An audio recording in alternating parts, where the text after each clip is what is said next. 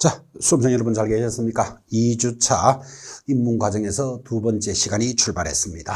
자, 계속 꾸준히 전달되지만 우리 고득점 전략 과목인 중개사법 잘 관리해 주시기 바랍니다. 자, 이번 주제는 부동산 거래 정보망에 대해서 출발을 합니다. 자, 이 부동산 거래 정보망만 나오면 여러분한테 그림을 이렇게 그릴 겁니다.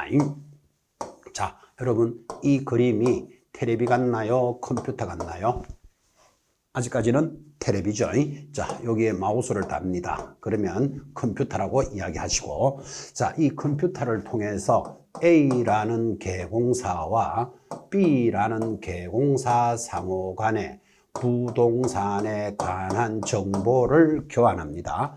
부동산에 관한 정보 좀 전 시간에 살짝 지나갔죠.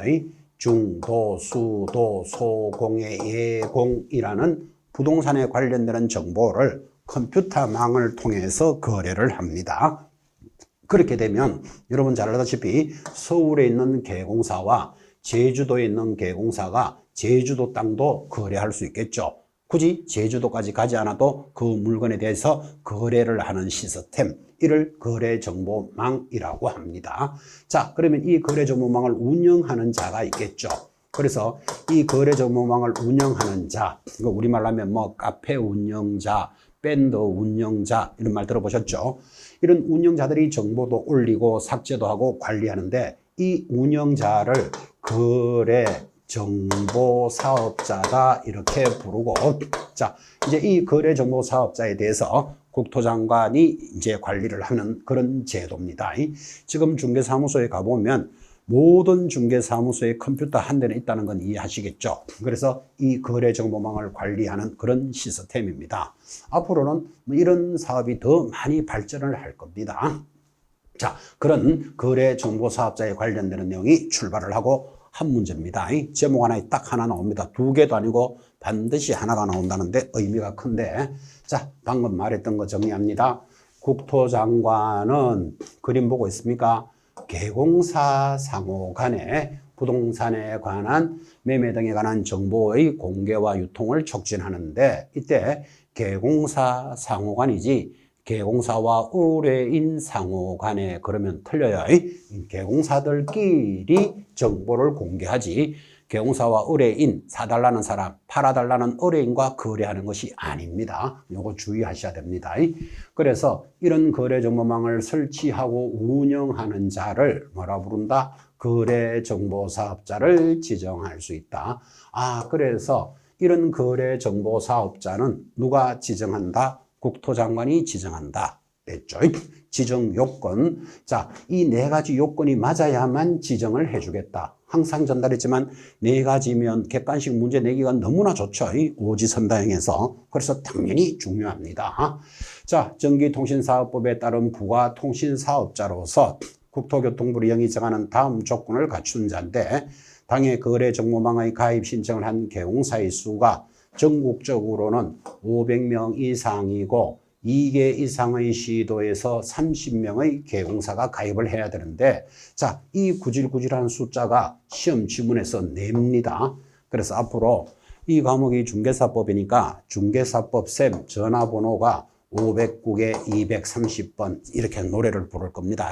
그래서 우리 중개사법에서는 전화번호로 암기하는 것은 이거 하나밖에 없습니다. 509개 230번 조건을 갖추고 정보처리 기사 1명 있어야 됩니다. 공인중개사 1명, 그리고 거래정보망의 가입자가 이용하는 데 지장이 없을 정도의 국토장관이 정하는 성능을 갖춰야 한다. 아, 지정요건 중요하고 앞으로 암기법 이런 게 도입이 될 겁니다. 요건 보셨고, 이제 지정신청 서류입니다. 자, 상단에 나가면 3번 신청 서류. 다음 각호 서류를 첨부하여 국토장관에게 제출을 하니까 서류에 대해서는 공부를 따로 하겠습니다. 누구에게 제출한다? 국토장관에게 제출한다. 이것을 시도지사에게 이런 식으로 문제를 잘 낸다 이 말이에요. 그래서 국토장관에게 제출하면 국토장관은 며칠 내로 지정해 줍니까? 30일 내로 지정해 줍니다. 자, 그러면 이제 내가 지정을 받았습니다. 그러면 운영 규정을 정합니다. 그때 운영 규정이라는 것은 자, 이것을 이용하는 자, 뭐 의무와 권리, 그리고 한 달에 사용하는 경비는 얼마, 이런 것들을 규정으로 정하는데 그때 지정받은 날로부터 얼마 내로 3개월 내로 운영 규정을 정해서 그다음 국토장관에게 승인을 받는다는 게 시험에 잘 들어오죠. 예를 들어서 한 달에 사용료는 15만 원입니다. 이렇게 규정을 정해놓고 한 달에 20만 원씩 받으면 위반할 수 있잖아. 그죠? 그래서 위반을 못하게 이 내용은 반드시 국토장관에게 승인을 받는데 이를 변경하고자 할 때도 또한 승인사항입니다. 국토장관의 승인 중요하고 자, 그 다음에 이제 승인을 받았으면 지정받은 날로부터 얼마 안에 1년 안에 설치 운영해야 되고 만약에 지정받은 날로부터 1년 안에 운영하지 않으면 받았던 지정이 취소되는 사유입니다. 그래서 이 취소되는 사유도 시험에서 아주 잘 나와요. 자, 4번 거래정보사업자의 의무입니다. 이제 이렇게 지정받은 거래정보사업자는 개공사로부터 의뢰받은 정보에 한하여 공개하여야 하고 의뢰받은 내용과 다르게 공개하거나 당연하죠. 개공사가 정보를 차별적으로 공개하면 안 된다까지 해서 거래정보사업자의 의무를 보고 있습니다. 좀 올릴까요? 자, 그때 차별적으로 공개하여서는 아니 된다. 이거를 위반하면 지정을 취소할 수 있고 더하기 1년 징역 1,000만 원 벌금형이죠. 자, 이제 내용도 파악하지만 가볍게 제재가 이런 게 있구나라는 의미도 한 번쯤은 생각을 해 놓습니다. 굳이 암기 안 하셔도 됩니다. 나중에 암기법하고 다 들어갑니다. 5번째, 개공사의 의무입니다. 개공사는 이 정보망의 정보를 허위로 공개하여서는 아니 된다. 당연한 사실이고 거래 사실을 통보해 줘야 됩니다. 당해 중개대상물의 거래가 이루어지면 지체 없이 거래정보사업자에게 통보해 주는데 여러분 컴퓨터망을 통해서 계약이 체결이 되었어. 그러면 이게 팔린 물건이잖아. 그죠? 그럼 그 자료를 삭제하고 정리를 해줘야 되는데 이거를 그대로 두고 있으면 팔린 물건을 뒤에서 다른 사람이 보게 되면 전부 가짜 정보가 되죠. 그래서 계약이 체결되면 지체 없이 통보한다라는 내용은 그런 내용이죠. 설명을 이렇게 해볼까요? 여러분 서울에 잠실 하는 동네를 아십니까? 잠실에 30평짜리 아파트 대략 한 15억쯤 할 겁니다. 자, 그런데 여기 거래정보망에 들어가 보니까 매물이 5억에 팔겠다고 나와 있습니다. 왜 이래 싸지? 하고 들어가 보니까 88년도에 입력한 정보가 아직도 있는 거예요. 그 중간에 벌써 거래가 이루어져도 몇 번이나 팔리고 샀을 내용이 정보를 그대로 놔두니까 뒤에서 들어가는 사람은 허위 정보를 보게 되니까 계약이 체결되면 지체 없이 통보해서 자료를 삭제하고 정리해야 되겠다라는 취지도 이해됩니까? 자, 마지막 위반 시의 제재. 이런 의무를 위반한 개공사는 6월 이하의 업무 정지 사유입니다. 자, 거래정보망 가볍죠? 근데 이 가벼운 내용에서 제목 하나에 한 문제가 나온다. 그렇게 이야기했습니다. 자, 올라가서 자, 또 중요한 지문입니다. 중개대상물 확인 설명에 관련되는 의무고 여러분 이 단어는 무조건 출제를 해야 되죠. 왜? 자, 물건을 파는 자 매도인이 있습니다. 갑이 있고 사는 사람 을이 있는데 여러분 개공사가 계약을 해서 이제 계약이 체결이 되었다고 칩시다. 뭐 5억에 팔겠다 사겠다. 자, 이렇게 계약이 딱 체결되면 계약금 주고받죠. 계약금을 주고받고 계약서를 작성합니다. 그리고 한 달 있으면 중도금, 한 달 있으면 잔금 이렇게 진행이 될 건데 계약을 한 상태에서 잔금까지 가다가 계약이 깨지는 수가 있다 없다?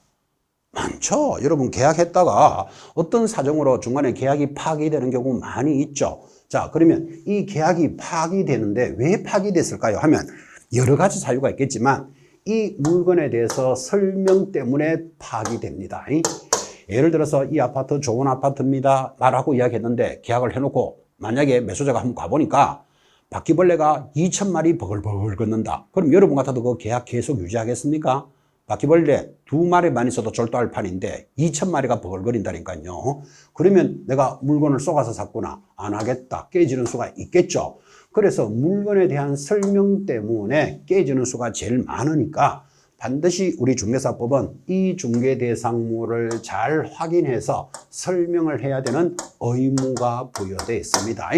그래서 설명을 해야 되는 의무가 부여되어 있고 당연히 이거 위반하면 제재가 따라가겠죠. 자, 봅시다. 개공사가 의뢰를 받은 경우에는 의뢰의 동그라미죠. 그래서 하나 사주세요, 팔아주세요. 의뢰가 들어오면 중개가 완성되기 전에 당해 중개대상물의 상태라든지 입지, 권리관계, 법령의 규정에 의한 거래 또는 이용 제한 사항, 대통령이 정하는 사항을 확인하여 이를 당해 중개대상물에 관한 권리를 취득하고자 하는 의뢰인에게 성실, 정확하게 설명하고 설명의 근거 자료를 제시합니다. 그래서 성실하게 설명하고 말로만 하면 안 되고 자료를 제시하면서 설명해라. 그때 자료는 뭐 토지대장, 건축물대장 등등등의 서류가 있겠죠. 자, 이거 위반하면 500만 원짜리 과태료입니다. 근데 소공사가 이렇게 안 하면 얼마? 6월 이내에 자격정지. 또 보이시죠? 하나의 주제 밑에 확인 설명이라는 하나의 주제 밑에 개공사가 위반을 하면, 소공사가 위반을 하면 제재가 달라지죠. 이런 부분 익히셔야 됩니다. 자, 그런데 이렇게 물건을 잘 설명하라고 배웠지만 개공사가 한계가 있습니다. 무슨 한계? 자, 이 물건에 대해서 설명을 잘해야 되는데 상태를 설명할 수 있는 방법이 없습니다. 여러분, 상태가 어떤 거죠? 자, 이 아파트는 비가 오면 물이 좀 셉니까? 안 셉니까? 상태가 어떻습니까? 여러분, 개공사가 아파트 탁 보면 비 오면 물 새겠네 알 수 있나요? 건축물 대장을 떼보면 알 수 있나요? 아니죠. 자, 이런 상태는 누가 제일 잘한다? 물건을 가지고 있는 자가 제일 잘 아니까. 자, 개공사는 자료를 요구할 권리가 있는데 그때 자료라는 것은 상태만 요구합니다. 여러분 너무나 잘 알다시피 권리관계를 요구한다면 틀려요. 저당권이 얼마나 설정되어 있는지 이런 거 등등은 어떻게 됩니까? 저당권 이런 것들은 등기부 등본 떼보면 알 수 있는 거잖아. 그죠? 그러니까 반드시 뭐 입지 조건을 상태 요구한다. 입지 조건. 뭐 초등학교는 몇 미터 거리에 있고 아파트 뭐 지하철은 몇 미터 거리에 있다. 개공사 확인할 수 있잖아. 그렇죠?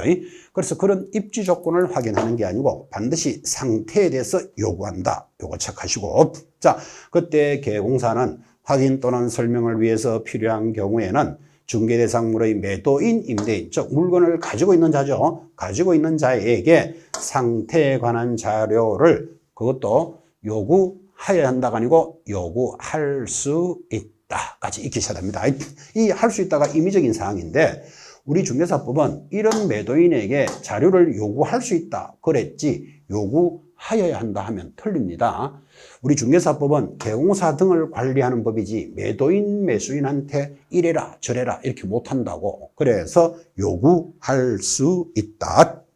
이 요구할 수 있다를 요구하여야 한다라고 시험에 몇 번이나 출제하고 있습니다. 자, 자료 좀 올립시다. 자, 그때 요구할 수 있는데 2번 불응시에 대한 개공사의 의무입니다. 자, 개공사가 매도인, 임대인에게 상태에 관한 자료를 요구하였는데 매도, 매수인이 비가 오면 아파트 물이 좀 셉니까? 하고 물으니까 그런 쓸데없는 소리 하지 말고 아파트나 잘 파시오 이럽니다. 자, 그러면 그렇게 불응한다는 뜻은 물건에 대해서 하자가 있을 가능성이 높잖아요. 그래서 그 사실을 불응하면 매수 임차인에게 그러니까 사는 사람에게 설명하고 확인 설명서에도 기재를 딱 해놓으셔야 됩니다. 그래서 비가 오면 물이 좀 셉니까? 하고 상태를 요구하니까 해도 되고 안 해도 되는데 요구하니까 쓸데없는 소리 하지 말고 집이나 잘 파시오 이렇게 불응을 하면 매수자에게 쓸데없는 소리 하지 말고 집이나 잘 팔아라 합디다 하고 또 확인 설명서에다가 기재를 해 놓으셔야 됩니다. 그래야지 나중에 이 문제가 하자가 있게 되면 내가 정확하게 설명했다라는 표시가 나도록 하라 그런 뜻이고, 또한 개공사는 필요한 경우에는 중개 의뢰인 등에게 주민등록증 등 신분을 확인할 수 있는 증표도 제시할 것을 요구합니다. 그래서 팔려고 한 사람이 진짜 자기 물건인지 확인해야 되겠죠. 다른 사람의 물건을 훔쳐서 파는 수도 있잖아요. 그래서 증표를 확인하는데 주민등록증 좀 봅시다 라고 할 권리가 도입이 됐습니다. 자, 그런데 사실은요, 현장에서 이 매도인한테 못 믿는다는 듯이 신분증 한번 봅시다 이렇게 말하기가 좀 부담스럽죠. 그러면 여러분들은 머리를 좀 써가지고 이렇게 합니다. 우리는 물건을 설명할 때는 그 물건에 대한 신분증 등을 복사를 해 놓습니다. 이제 내가 정확하게 설명했다라고 이야기하고 싶어서 그래서 복사하겠습니다. 이 말은 신분증 내놓으시오. 그 말하고 같은 말이죠. 그래서 살짝 여러분들은 머리를 좀 써서 신분증 봅시다. 이럴 수는 없고 우리 이거 복사해 놓습니다. 이렇게 해서 신분증을 확인하시기 바랍니다. 자, 이렇게 해서 이제 확인 설명을 했으면 그 물건에 대한 확인 설명서를 작성을 해야 되겠죠. 자, 뭐 2층에 있는 아파트로서 뭐 세입자는 누구가 있고 지하철하고 몇 미터 거리에 있습니다. 라고 내가 정확하게 설명했다라는 걸 근거를 나타내기 위해서는 확인 설명서를 작성해서 매도인 하나, 매수인 하나 각각 한 부씩 교부해주고 이것을 나는 3년간 보관하라 라는 내용으로 출발을 합니다. 그래서 확인설명서 작성의 의무자, 원칙, 누구, 개공. 그러니까 사장님이 작성을 하는데 자, 내용이 개공사, 법인인 경우에는 대표자죠. 법인의 분사무소가 설치되어 있는 경우에는 분사무소 책임자가 거래계약서를 작성하고 확인설명사항을 서면, 이때 서면이라는 게 확인설명서, 설명서라는 양식이 있고 이 확인설명서는 나중에 보시겠지만 모두 4종류로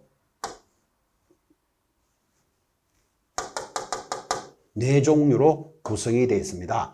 1번 주거용, 2번 비주거용, 3번 토지라는 확인설명서, 그리고 4번 준부동산이라는 4가지 양식이 확인설명서로 만들어져 있는데 이 확인설명서, 그러니까 여기 있죠.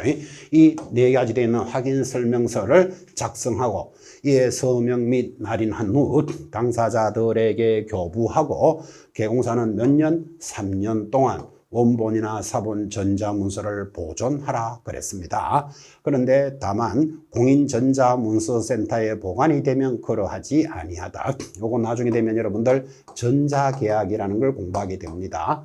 그때 전자계약은 종이계약서가 없이 컴퓨터에 입력을 하고 엔터 치면 저절로 탁 날아가는 게 전자계약인데 이렇게 전자계약으로 공인 전자문서센터에 국가가 관리하는 곳에 보관되어 있다면 굳이 개공사는 자기가 보관할 필요는 없다. 그런 뜻이죠. 가볍게 보시고. 자, 그런데 원칙은 개공사가 작성하는데 자, 예외적으로 업무를 수행한 소공사도 작성할 수 있습니다. 당해 중개행위를 한 소공사는 작성할 수 있으며 개공사와 함께 서명 및 날인의 의무가 있고 그러나 당사자에게 확인설명서를 교부하고 보존해야 되는 의무는 당연히 개공에게 있습니다. 직원에게 네가 서류도 보관하고 서류를 교부해주라 그런 의무는 없어요. 소공사는 자기가 일을 했으니까 함께 서명 날인할 수 있다라는 의무죠. 자, 그리고 3번 공동중개인 경우 확인설명서의 작성인데 자, 여기도 시험에 가끔 들어옵니다. 자료 올립시다. 자, 공동중개인 경우에 확인설명서 작성입니다. 공동중개라는 말은 하나의 물건을 거래하는데 2명, 3명 이상의 개공사가 겹칠 수도 있죠. 그러면 그때 공동중개 했을 때는 누가 서명 날인하고 보관하느냐라는 문제가 생긴다니까요. 그때는 공동개공사 모두가 함께 작성하고 서명 날인하는데 또한 확인설명서를 교부할 때는 손해배상정서도 함께 교부하도록 되어 있습니다. 자, 이렇게 하라 그랬는데 위반 시의 제재, 개공사 얼마? 500만 원짜리 과태료. 그리고 여기 성실 정확하게 설명 안 하면 500만 원 과태료고 나머지는 전부 업무 정지입니다. 소공사는 뭐 받습니까? 자격 정지. 그래서 여러분 가볍게 제재라는 내용도 한번 들어보고 있죠. 자, 확인 설명 단어는 중요하다라는 느낌을 지금 가지는 게 중요합니다. 관련되는 내용 앞으로 계속해서 여러분들하고 전달해 갈 겁니다. 자, 이어지는 단원입니다. 거래계약서 작성이죠. 자, 이제 여러분 좀 보이십니까? 물건에 대해서 설명을 잘했어. 설명을 잘하면 내가 사겠소. 사겠소 하면 계약이 체결이 되잖아. 그죠? 그럼 계약이 체결되면 개공사 뭐 합니까? 거래계약서를 작성한다라는 의무에 접어들었다. 지금 의무편 계속 공부하고 있죠. 자, 이 계약서, 거래계약서라는 게 이제 꽃이죠. 우리가 중개를 왜 합니까? 계약을 체결하려고 하는 거잖아. 그죠? 그래서 물건에 대해서 설명도 잘했다. 그러면 지금부터 계약서 작성은 이렇게 한다라는 내용이죠. 자, 1번 개공사 법인의 경우에는 대표자고 분사무소인 경우에 책임자는 중개대상물에 관해서 중개가 완성이 되면, 자, 중개가 완성됐다는 말은 계약이 체결이 되면 그 말이에요. 거래계약서를 작성하고 이에 서명 및 날인한 당사자들에게 교부하고, 가장 중요한 서류니까 기간도 제일 깁니다. 5년 동안 사본이나 원본 전자문서를 보존하여야 한다. 당연하게 공인전자문서센터에 보관이 되었다면 그러하지 아니하다. 이거는 똑같죠.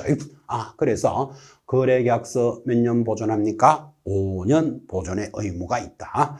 자, 고용인의 작성 여부입니다. 그때 고용인이라 하면, 자, 소공사와 중개보존인데 그때 업무를 수행한 소공사는 작성할 수도 있다. 근데 이거 작성하여야 한다면 틀려요. 왜? 작성의 의무는 기본적으로 개공사에게 있는 거잖아. 그죠? 그래서 소공사 작성할 수 있다. 그러면 할 수 있으니까 해도 되고 안 해도 되죠. 안 하면 개공이 작성하면 되는 거니까. 그렇죠. 이거를 작성하여야 한다고 들으면 틀립니다. 주의하셔야 됩니다. 그리고 3번, 당연하지만 성실 작성의 의무입니다. 개공사, 갈로 열고 소공사는 거래계약서를 작성하는 때 거래 금액 등 거래 내용을 거짓으로 기재하거나 서로 다른 두 개 계약서를 작성하여서는 아니 됩니다. 자, 가장 중요한 표현입니다. 이 단원에서 계약서의 서식에 관한 문제인데, 여러분 잘 아시다시피 거래계약서는 중요한 서류잖아. 그죠? 그리고 5년 동안 보관도 해야 되잖아요. 그런데 이런 거래계약서는 법정 서식이 없다. 이게 아주 중요한 표현입니다. 여러분, 거래계약서는요, 100억짜리 빌딩을 거래하더라도 거래계약서가 법으로 정해져 있지 않습니다. 그럼 법으로 정해져 있지 않다라는 말은 아무 곳이나 작성해도 좋다, 그런 뜻이에요. 왜? 계약 자유의 원칙이 적용되는데, 그런데 일반적인 수험생들은 아니, 중요한 거래계약서가 법정 서식이 없다, 이거 이해하기가 어렵습니다. 그래서 여러분들은 법정 서식이 없음을 익히셔야 됩니다. 이 조문은 암기해야 됩니다. 국토장관은 거래계약서에 표준이 되는 서식을 정하여 이의 사용을 권장할 수 있다. 이게 법조문이고 반드시 암기합니다. 중개협회는 하면 틀리죠. 또 계약서를 작성하여야 한다. 이것도 틀리죠. 그래서 즉 현재 계약서의 표준 서식, 법정 서식은 없다라는 것을 아주 유념하셔야 됩니다. 이렇게 강조를 하지 않으면 일반적인 수험생들은 이 거래계약서가 중요하니까 이게 법정 서식이 없을 것이다 라고 생각하기가 어렵다 그랬잖아요. 그죠? 훈련하듯이 공부해 놓으셔야 됩니다. 자, 이제 계약서의 서식까지 공부하셨다면, 자, 이어지는 단원으로서 계약서의 필수적 기재사항이 있는데 결국은 9가지죠. 자, 이게 왜 중요한가 하면 거래계약서는 법정 서식은 없지만 우리 법에서 반드시 이것은 기재해야 된다. 그래서 이제 이 기재사항에 대해서 문제를 안 물을 수가 없고 암기합니다. 건물의 계약일자, 건물의 여기 있죠. 인권은 기 있는데 기가 기타 약정상이죠. 그리고 계약일자, 조, 부를 확인 설명합니다.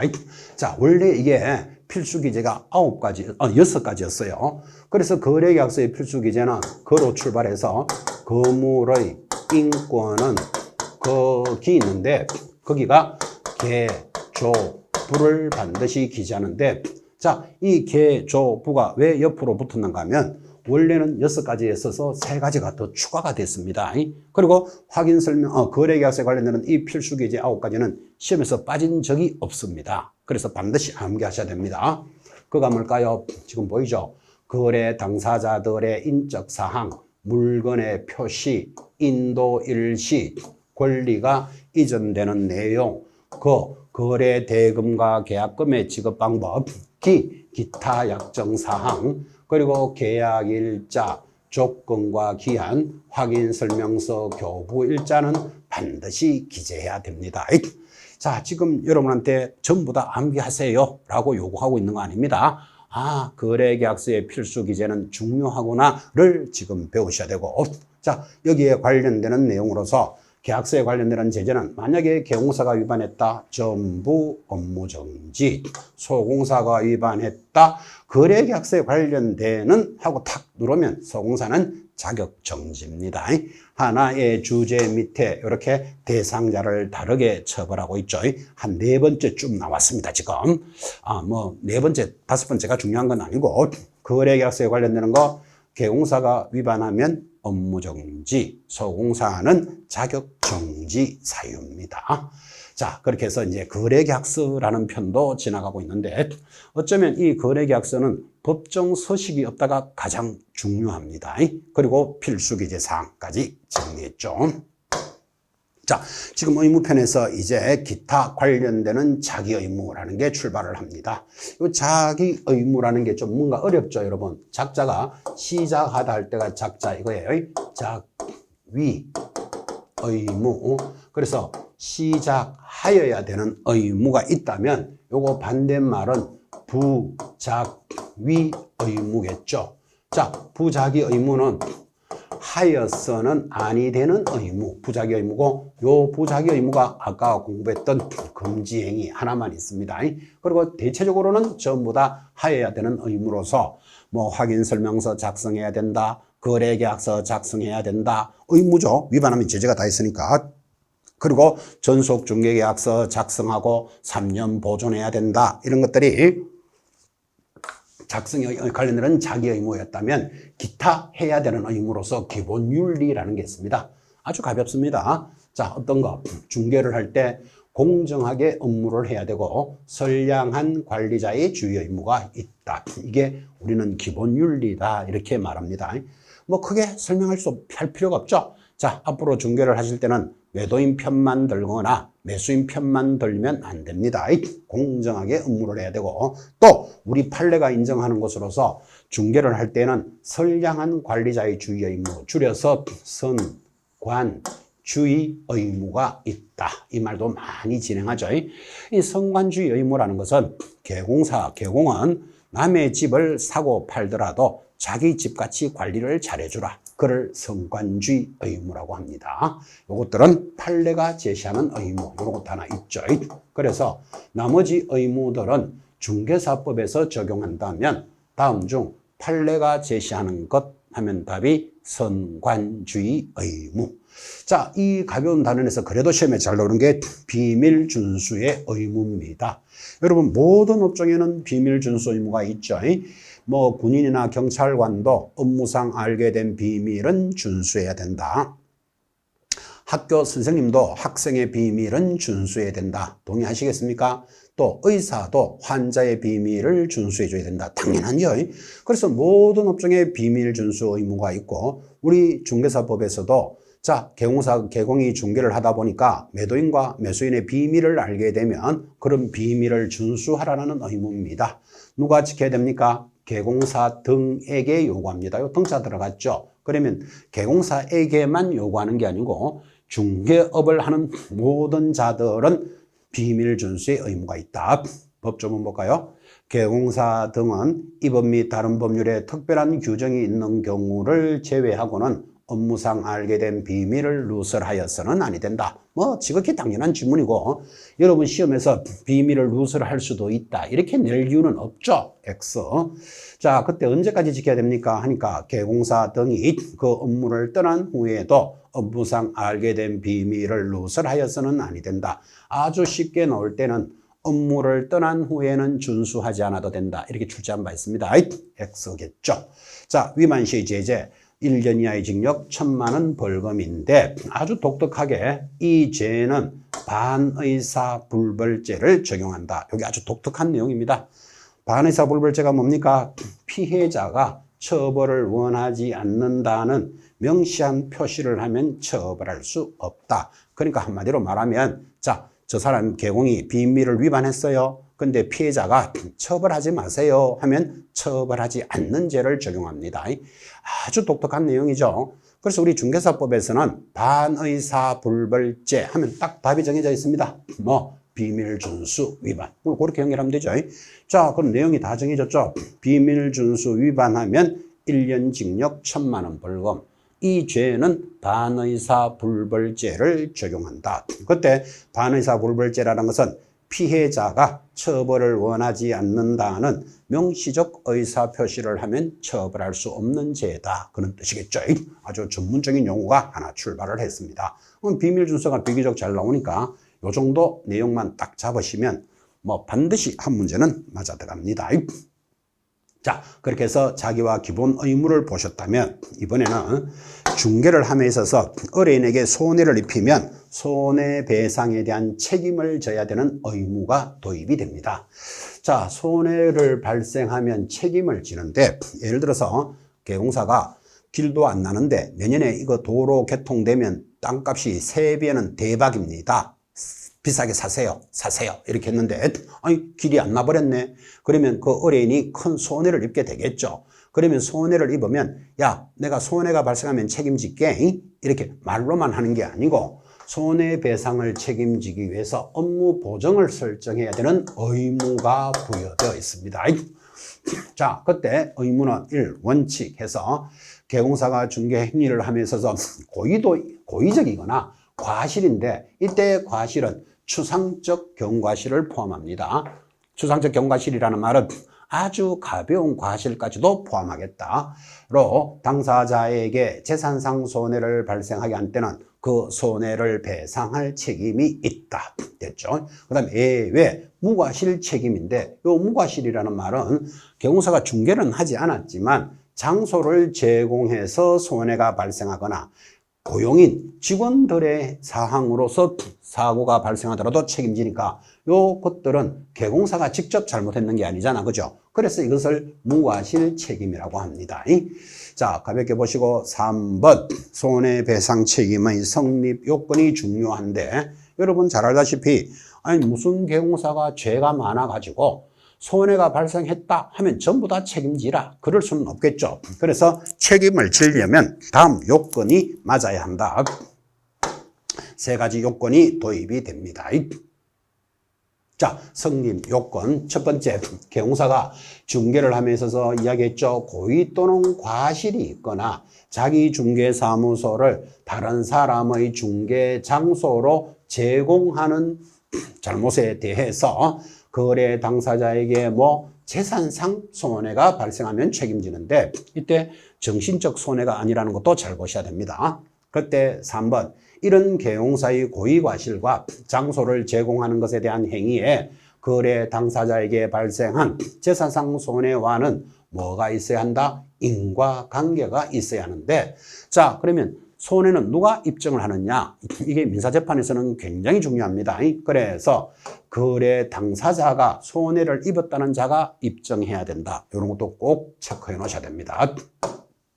자, 그러면 손해배상 책임을 지기 위해서 보정을 설정하라는데 방법이 뭐냐? 하니까 보정보험에 가입할 수 있고 공제에 가입할 수 있고 공탁할 수 있다. 보증보험은 보험회사에 가서 가입하는 거죠. 여러분 보험사가 우리나라에 보증보험을 받아주는 곳 서울보증보험이라는 곳이 있습니다. 거기에 가입하는 방법. 그 다음에 공제는 중개협회가 공제사업을 합니다. 협회에서 가입하는 방법. 그 다음에 공탁은 법원에다가 현금을 딱 맡겨놓고 사고가 나면 여기서 책임져 주겠다. 그래서 현금이나 국공채인데 실질적으로 현금 갖다 놓고 영업할 사람은 거의 없겠죠. 그래서 보증보험 아니면 공제에 거의 가입을 하는데 대체적으로 공제를 많이 가입합니다. 왜? 협회에 가입을 하니까 개공사들은 협회 회원이 99%입니다. 그럼 자기가 가입한 협회에 가입하는 게 편하겠죠. 그래서 지금 공제에 제일 많이 가입하고 있습니다. 그때 2번 업무 보정 설정에 대한 변경의 신고입니다. 자, 이제 방법은 3가지 알았죠?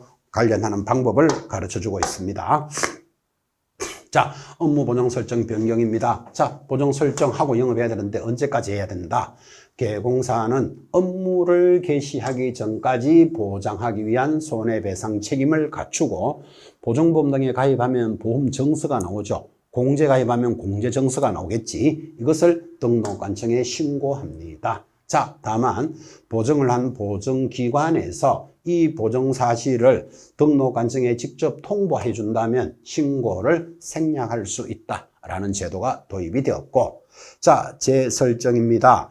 보증보험 또는 공제에 가입한 계공사가 기간의 만료로 인하여 다시 보증을 설정하고자 하는 자는 당해 보증기간 언제까지? 만료일까지는 다시 보증을 설정하고 그 정비서를 갖추어 등록관청에 신고합니다. 3번 보증 변경 등의 신고입니다. 이때 보증을 설정한 계공사가 보증을 다른 보증으로 변경하고자 합니다. 내가 공제에 가입했는데 이제 보증보험으로 바꾸고 싶어. 언제든지 변경할 수 있겠죠. 너는 공제에 가입했으니까 영원히 공제로 가라. 그럴 수는 없으니까 변경하고자 할 때는 언제 합니까? 효력이 있는 중에는 언제든지 변경할 수 있다. 그리고 4번 신고의 생략. 방금 했죠? 보증기관에서 그 사실을 등록관청에 통보해주면 신고를 생략할 수 있다. 맞다. 라는 조문인데 요게 독특하죠? 여러분 우리 신고 많이 배우셨죠? 뭐 사무소 이전 신고, 휴업 폐업 신고 등등등 신고사항을 그렇게 많이 들었더라도 신고를 생략할 수 있는 것은 여기 하나밖에 없어요. 뭐를 생략합니까? 업무 보정 생략할 수 있다. 요건 독특하니까 기억하셔야 됩니다. 업무 보정 독특하게 생략할 수 있습니다. 넘어가서 이제 설정 금액. 여기가 본론이죠. 자, 그러면 업무 보정을 설정하고 영업하라는데 얼마를 가입해야 되느냐? 이 문제죠. 그래서 법인인 계공사 얼마 가입합니까? 4억. 분사무소 지점은 분사무소 지점마다 2억을 추가로 설정합니다. 자, 법인이 아닌 계공사를 개인이라고 부릅니다. 개인은 얼마? 2억 가입합니다. 독특하게 지역농협은 요거를 우리는 특수법인이라고 부르고 얼마? 2천만 원 가입합니다. 4번 보증의 설명 및 교부 의무입니다. 계공사는 중개가 완성이 되면 거래 당사자에게 다음 각호 사항을 설명하고 관계 정서 사본을 교부하거나 전자문서를 제공하여야 한다. 그래서 계약이 딱 체결이 되면 매도인 매수인에게 내가 가입되어 있는 금액은 얼마입니다. 그리고 이 손해가 나면 이 보증보험회사 공제사업자 주소 소재지는 어디입니다. 서울 종로구 관철동 17번지에 있는 서울보증보험회사입니다. 이거 설명해 줘야 돼. 그래야지 사고가 나면 청구하러 갈 수 있었죠. 그리고 보장기간 언제까지 유효합니다. 1월 1일부터 12월 31일까지 이렇게 해서 요 세 가지를 설명하고 자료도 제공을 해줘야 되는데 이거 위반하면 100만 원짜리 과태료입니다. 그러니까 결국은 보증보험이나 공제에 가입을 하면 정서가 나오죠. 그 정서 하나 복사해서 내주는 이야기입니다. 자, 이번에는 이제 물어줬다면 업무보증금의 지급입니다. 의뢰인이 손해배상금으로 보증보험금, 공제금, 공탁금을 지급받고자 하는 경우에는 그 의뢰인과 계공사 간의 손해배상 합의서, 화해조서 또는 확정된 법원의 판결문 사본, 기타 이에 준하는 효력이 있는 서류를 첨부하여 어디 가서 청구합니까? 보증기관에 손해배상 지급을 청구하여야 한다. 자, 위반 시의 제재입니다. 그러니까 자, 이렇게 열심히 공부했는데 위반, 가입 안 하면 보증도 설정하지 아니하고 중개업을 수행하면 어떻게 할까요? 등록을 취소할 수 있고 6월에 업무 정지입니다. 그러니까 지금 현장에 있는 계공사들은 전부 다 업무 보정 설정돼 있겠죠. 안 돼 있으면 중개업이 등록이 취소됩니다. 그리고 행정질서벌 조금 전에 설명했지만 중개가 완성이 되면 이 말은 계약이 체결이 되면 보증사항을 설명하지 않거나 보증관계정서 사본을 교부하지 않으면 얼마짜리? 100만 원짜리 과태료에 처하는데 이게 현실적인 문제이기 때문에 시험에 잘 들어옵니다. 그래서 앞으로 여러분들은 좀 전 수업 시간에도 전달됐지만 100만 원 이하의 과태료, 이보계, 문표, 반납휴 이런 말 들어보셨죠? 문표 반납 안 하면 100만 원짜리 과태료. 자, 이런 것들이 손해배상의 전체적인 모습들이었습니다. 자, 이렇게 해서 이제 업무 보정 설정하는 단원도 들어보셨고 이제 이어지는 3교시는 중개 보수 여러분들 관심도 많으시고 또 계산 문제 하나, 이론 문제가 하나 출제되는 관심 있는 단원이 출발할 겁니다. 잠깐만 쉬었다가 중개 보수 공부하겠습니다.